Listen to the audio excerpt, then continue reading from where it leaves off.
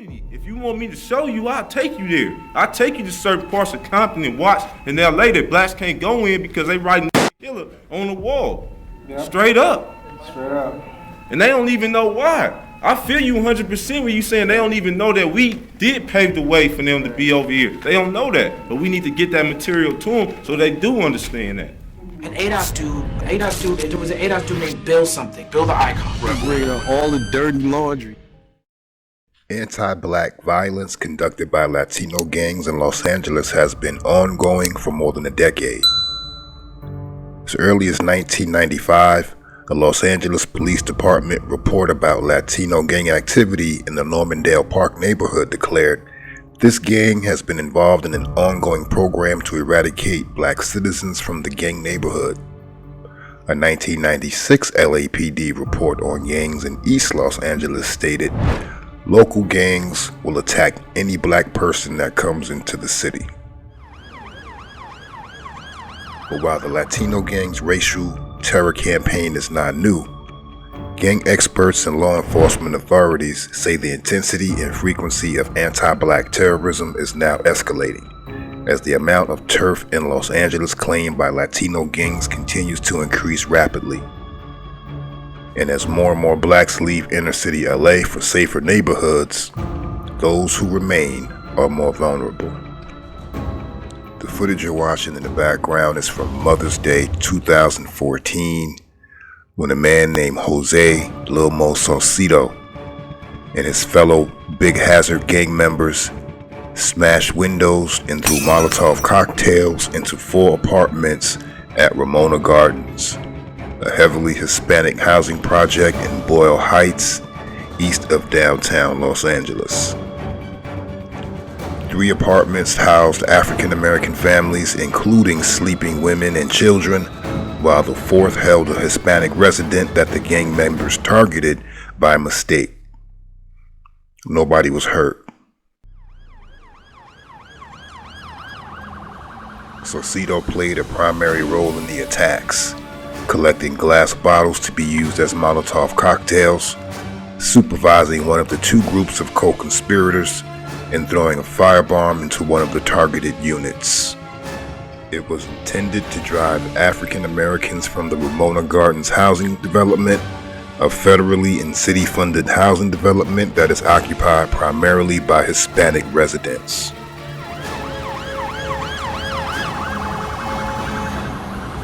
7 Los Angeles men were charged with firebombing African Americans living in a heavily Hispanic area in 2014. They were charged in a 10-count indictment unsealed in federal court Thursday. They were also charged for their roles in a racketeering enterprise that used violence and intimidation. Yes, the Hazard Street Gang has been on law enforcement's radar since about the 1940s. They are described as a multi-generational Latino street gang that originated in East Los Angeles, and they were particularly focused on driving African American residents off their turf. And the Ramona Gardens apartment complex is one area where they considered their turf. So you guys are pretty much getting a gist of what's going on here, what has gone on here. The Latino gangs in Los Angeles in particular, their campaign of ethnic cleansing against blacks of all stripes, not necessarily gang members, many innocent blacks. They've waged a ethnic cleansing campaign. It's documented and long-standing. The evidence that I've just presented to you. But I wanted to show this video. This is from a newscast shortly after the firebombing, in which they covered a community meeting held by the police and the fire department. They were addressing the fears for many of the black residents, since in the immediate aftermath, it was apparent that 3 of the 4 apartments that were bombed were being occupied by African Americans or by black people. So they came out to express their concerns, and I just want to go over this, and I may stop in and comment along the way.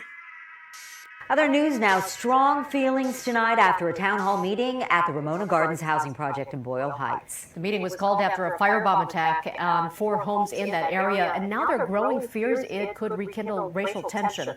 Ramona Gardens is a public housing development located just north of the 10 freeway in the community of Boyle Heights. It's been plagued by gang and drug activity. KCAL 9 political reporter Dave Bryan joins us from Boyle Heights now with more on the attack and reaction. Dave.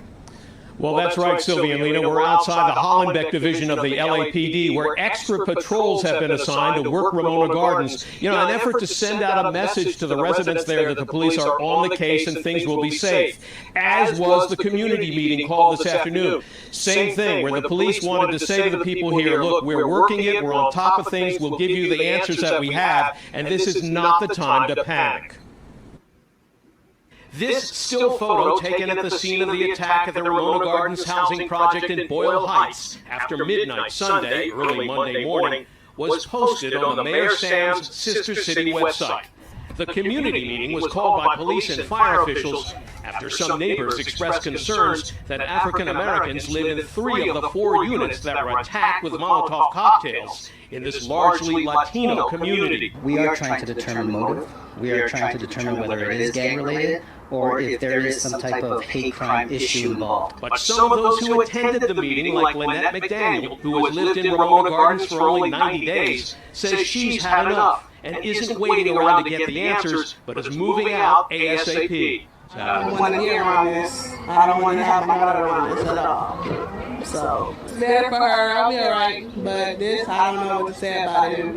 I don't want to continue to deal with it. So, I'm going to move on. The rumor mill in this community is filled with speculation that the attack may have been racially motivated or gang-related.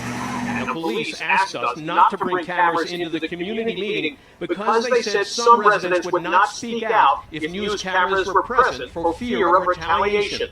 And I just wanted to make a quick note about not bringing the cameras in. And while they didn't bring the cameras in to actually get footage of the meeting, they had the cameras posted up directly in front, watching everybody who came and went. So still, if safety is the proposition, that's still not the way to go. There should be no cameras filming residents going in and out. This man who attended the meeting with his young daughter confirmed there is a climate of fear for some who live here. Some people, and by some people, I'm pretty sure he means black people. You got to read between the lines and pay attention to what these people don't say. And that goes for everyone.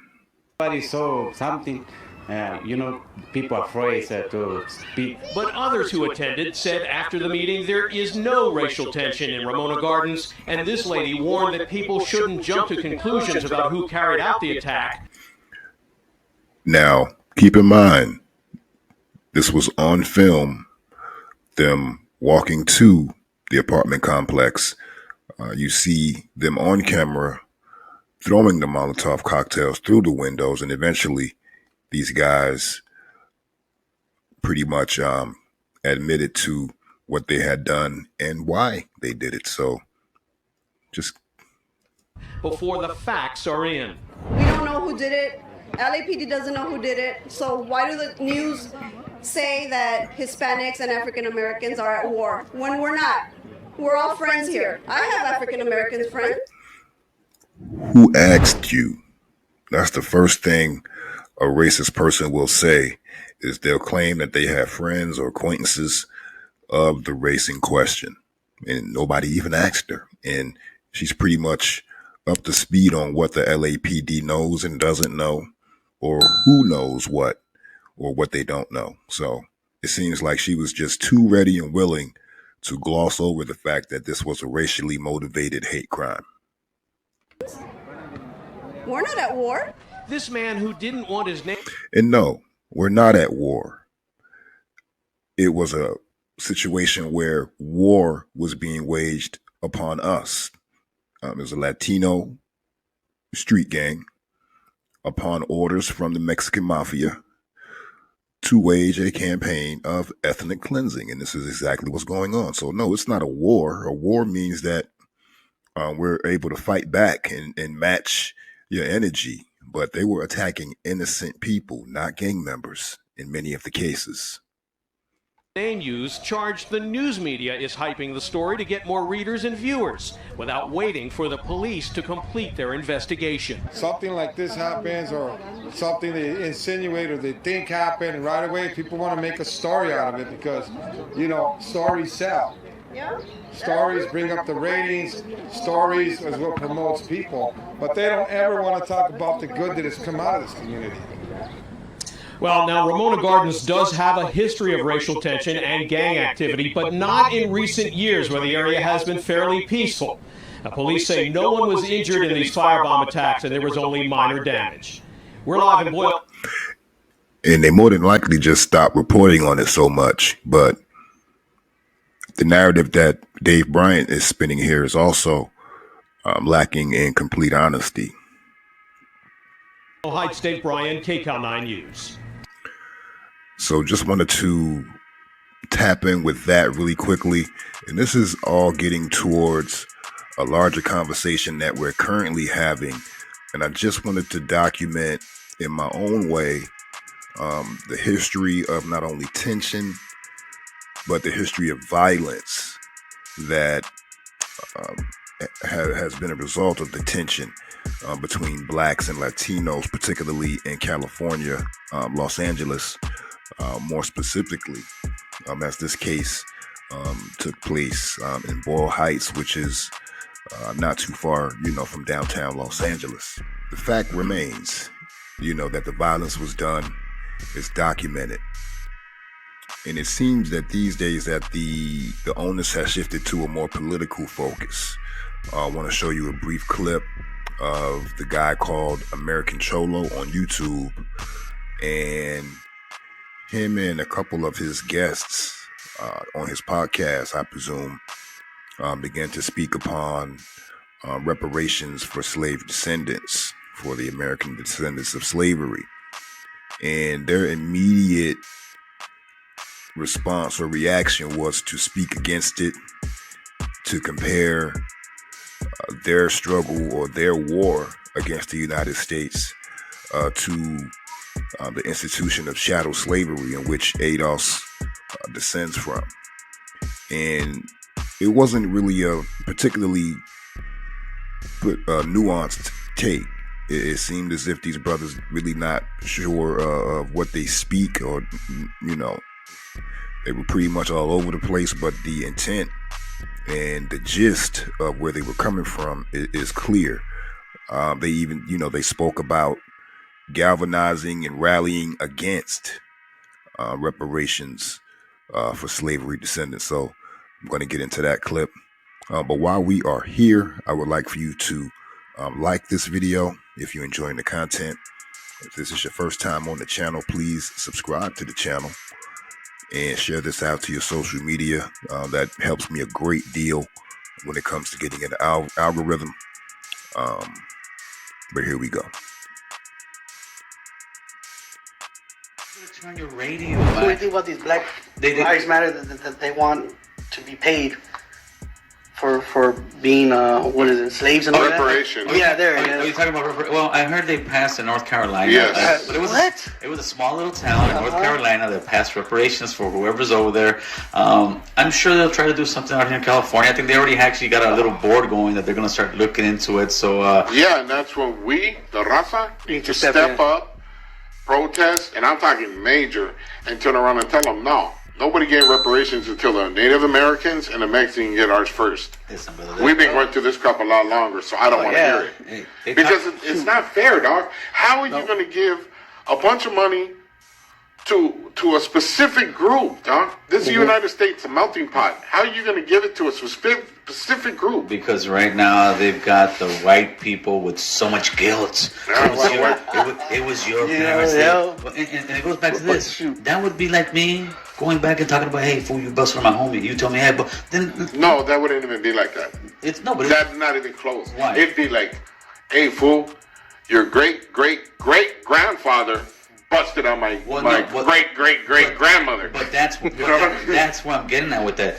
Our stuff with our war wasn't that long ago.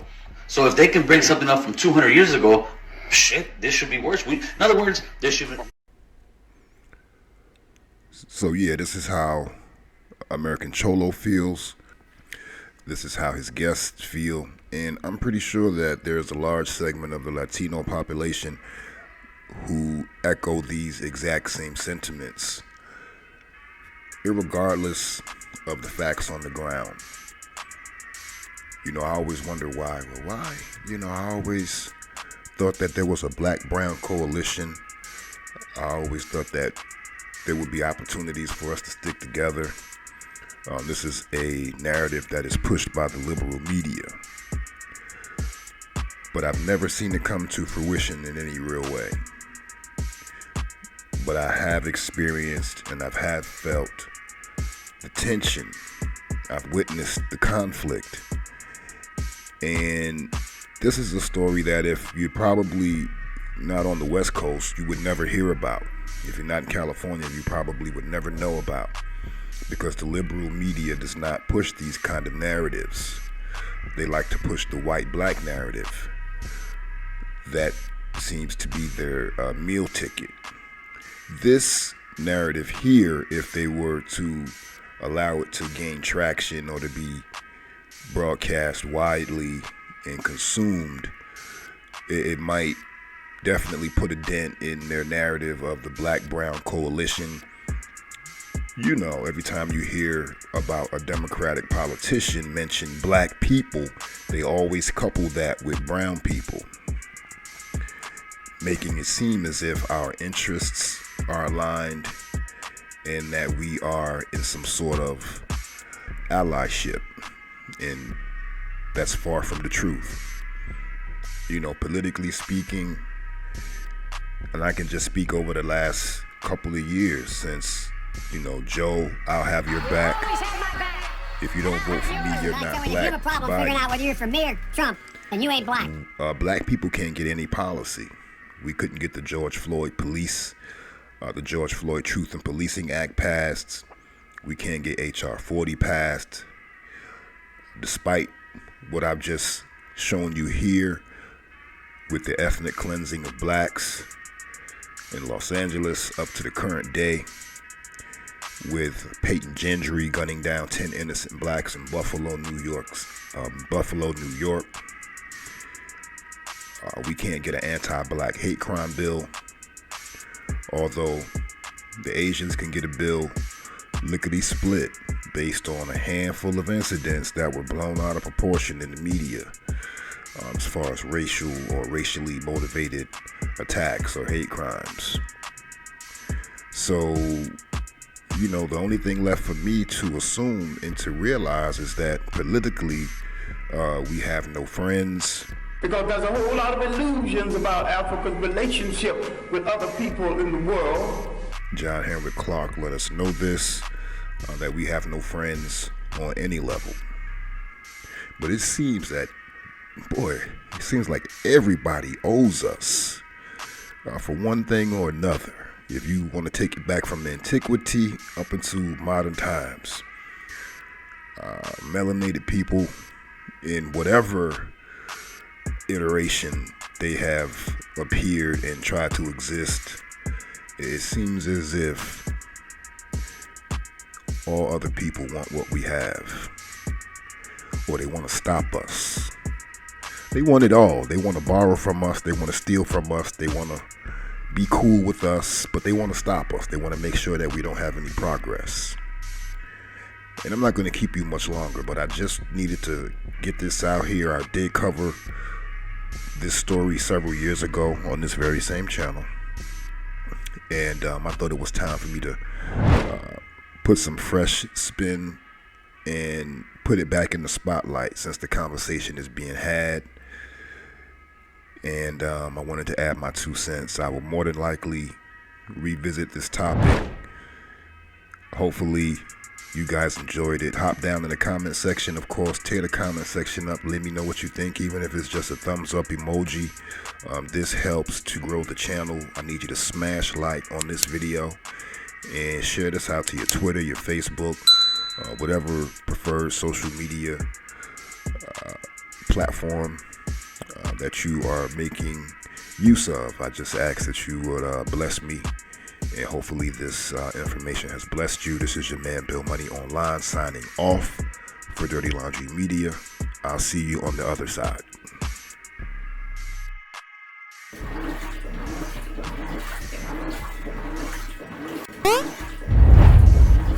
Huh?